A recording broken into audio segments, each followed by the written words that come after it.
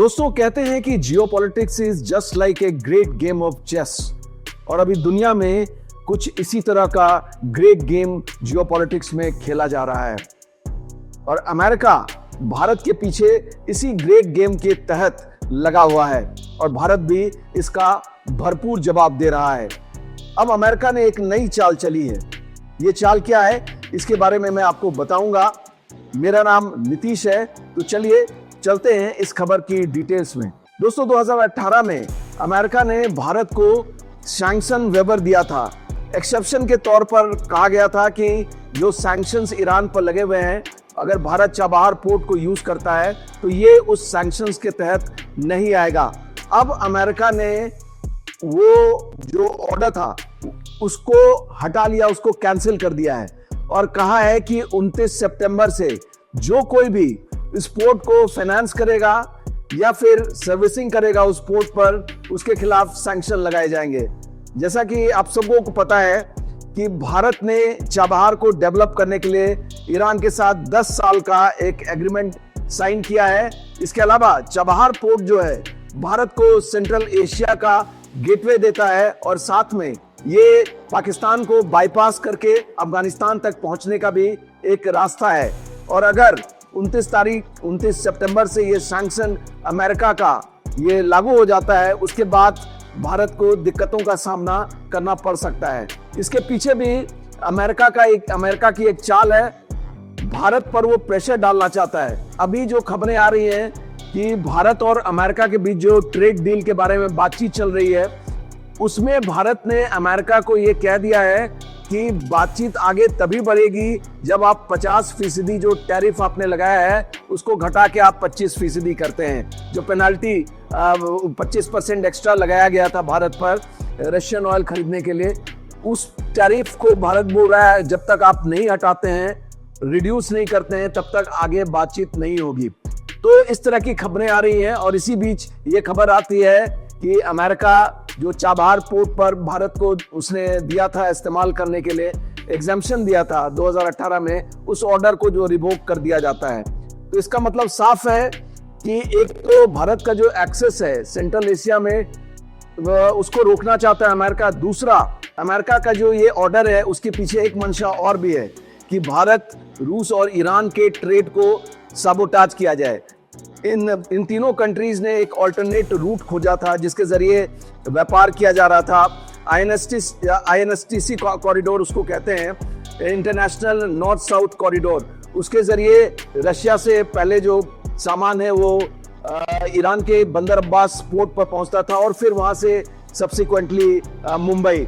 ये जो transport corridor है, ये जो वेस्टर्न नेशंस है उनके आंखों की किरकिरी बना हुआ था और उनको लग रहा था कि रशिया जो है रशिया पर सैंक्शंस का असर नहीं हो रहा है, चाहे EU ने लगाए हैं, यूरोपियन यूनियन ने, यूरोप ने लगाए हैं या अमेरिका ने लगाए हैं, उसका कोई असर नहीं हो रहा है और रशिया जो है बिल्कुल बेबाक जो है ट्रेड कर रहा है इस रास्ते से। तो ये उनके आंखों की किरकिरी बना हुआ था वेस्टर्न नेशंस के, और इसके पीछे ये गेम भी है, भारत पर प्रेशर डालना और दूसरा तीनों के बीच जो व्यापार हो रहा था उसको साबोटाज करना।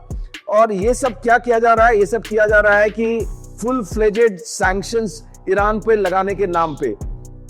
अमेरिका ने ये नहीं देखा कि इसमें भारत भी इन्वॉल्व है और उसको चाबहार पोर्ट को ही टारगेट किया गया है। दोस्तों ये तो अमेरिका ने ऐसा किया, ये सैंक्शन 29 तारीख से लागू होंगे। अब देखना है कि भारत का जवाब क्या होता है। अब जो दूसरी खबर मैं आपको बताने जा रहा हूं, ये खबर है हमारे पड़ोसी मुल्क म्यांमार से।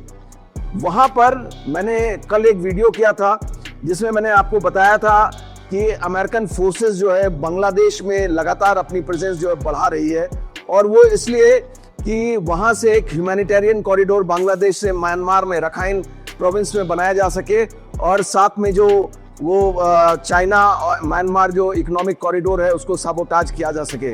लेकिन वहां भारत का भी इंटरेस्ट इन्वॉल्व है और अमेरिका की एक चाल ये भी थी कि वहां से बांग्लादेश में अपने प्रेजेंस को बढ़ा के भारत का जो नॉर्थ ईस्ट है उस पर जो है नजर रखी जा सके और हो सकता है कि भारत को डिस्टेबलाइज करने के लिए कोशिश की जाए, क्योंकि जो डीप स्टेट का एक लक्ष्य रहा है, CIA का एक लक्ष्य रहा है कि भारत के नॉर्थ ईस्ट के कुछ हिस्से बांग्लादेश और म्यांमार तीनों को मिलाकर एक क्रिश्चियन राष्ट्र को क्रिएट किया जाए, क्रिश्चियन हार्टलैंड को क्रिएट किया जाए। तो हो सकता है कि उसको भी बांग्लादेश में रहकर अमेरिका उसको भी अंजाम देने की कोशिश करता और हमारा जो नॉर्थ ईस्टर्न पार्ट है वो डिस्टेबलाइज होता। उधर भारत ने भी अमेरिका की इस चाल का मुंहतोड़ जवाब देते हुए अपने ट्रांसपोर्ट एयरक्राफ्ट IL-76 के जरिए म्यांमार की राजधानी नेपिदाओ में अपने 120 सोल्जर्स उतार दिए हैं। वो इस नाम पर कि कल्चरल एक्सचेंज और के नाम पे ये ड्रिल किया जाएगा और म्यांमार आर्मी के साथ। भारत ने अमेरिका की ये मंशा भांप ली थी कि अमेरिका जो विद्रोहियों को सपोर्ट कर रहा है, जो जनता के खिलाफ है, और वहां पर जाकर वो ना सिर्फ जो चाइना म्यांमार का इकोनॉमिक कॉरिडोर है उसको डिस्टर्ब करेगा, वहां पर हो सकता है कि जो रेयर अर्थ की माइनिंग होती है, जो वहां से माइनिंग होकर चाइना जाती है, उसको भी डिस्टर्ब करेगा। और भारत ने हाल ही में जो वहां के रेबल्स हैं म्यांमार में, उनके साथ एक पैक्ट किया है रेयर अर्थ मटेरियल की सप्लाई के लिए। तो हो सकता है कि अमेरिका का एक्शन भारत के उस इंटरेस्ट को भी हैम्पर करता। इसी वजह से अमेरिका को मुंहतोड़ जवाब देने के लिए भारत ने अपनी सेना उतार दी है और कहा है कि हम कल्चरल एक्सचेंज के लिए म्यांमार में हैं। ये संयोग नहीं है दोस्तों कि एक साइड अमेरिका की सेना वहां पर, वो भी एक्सरसाइज जो पैसिफिक एंजल 3 एक्सरसाइज के नाम पर वो बांग्लादेश में है, उसी दौरान भारत भी अपनी सेना उतार देता है म्यांमार में। तो अमेरिका को इससे साफ है कि अब अमेरिका के हर एक्शन का उसको जवाब मिलेगा। इस एरिया को, इस रीजन को जो अमेरिका डिस्टेबलाइज करने की कोशिश कर रहा है, उसको अब भारत का जवाब मिलेगा। तो ये दोस्तों, ये जो डेवलपमेंट है इसके बारे में मैंने आपको बताया। तो ये दोनों खबरें तो जियो पॉलिटिक्स से जुड़ी हुई थी। एक और खबर दोस्तों मैं आपको बताता हूं, जो आज के दिन, शुक्रवार के दिन पूरे नेशनल मीडिया पर यह खबर चल रही थी। आज कई चैनलों ने इसको हेडलाइंस के तौर पर भी लिया है कि यासीन मलिक है, जो कि एक कन्विक्टेड टेररिस्ट है, JKLF का चीफ हुआ करता था। उसने 25 अगस्त को एक एफिडेविट दिया है दिल्ली हाई कोर्ट में, जिसमें उसने कहा है कि उसको भारत के इंटेलिजेंस ऑफिशियल्स ने बोला था कि आप पाकिस्तान जाइए और हाफिज सईद से पीस के लिए जो है बातचीत कीजिए, उसका भी सहारा लीजिए। भारत और पाकिस्तान के बीच जो पीस टॉक्स चल रहा है उसमें उसका भी सहारा लीजिए। और जब मैं वहां से हाफिज सईद से मिलकर आया 2006 में, और जब भारत आया तो वहां पर मुझे प्रधानमंत्री उस समय जो लेट मनमोहन सिंह थे, उन्होंने मुझे जो धन्यवाद दिया मेरे एफर्ट के लिए कि आपने बहुत अच्छा काम किया है, आप वहां पर पीस टॉक करके आए हैं, हमारी गवर्नमेंट का हेल्प किया है। और उसने, यासीन मलिक ने अपने एफिडेविट में ये भी लिखा है कि मेरे जाने के पहले, पाकिस्तान जाने से पहले, मुझे IB के एक स्पेशल डायरेक्टर थे, सीनियर ऑफिशियल VK जोशी, वो भी दिल्ली में मिले थे और उन्होंने भी मुझे कहा था कि आप जाइए और हाफिज सईद से मिलके देखिए, वहां पर पीस एफर्ट को एक्सपीडाइट करने की कोशिश कीजिए। तो हो सकता है हाफिज सईद जो है इसमें मदद करे। तो एक बड़ा ये मामला, जो बड़ा बवाल जो है ये खड़ा हो गया है और ये सवाल उठ रहे हैं उस वक्त के मनमोहन सिंह सरकार पर। तो जाहिर तौर से ये खबर अभी चर्चा में है, देश की सारी मीडिया इसको फॉलो कर रही है। तो दोस्तों, ये 3 खबरें जो मैंने आपको बताई, यही थी हमारी आज की खबर। उम्मीद है आपको पसंद आई होगी। अगर आपको ये खबर पसंद आई हो तो काइंडली हमें लाइक करें, शेयर करें और सब्सक्राइब करें। जय हिंद, जय भारत।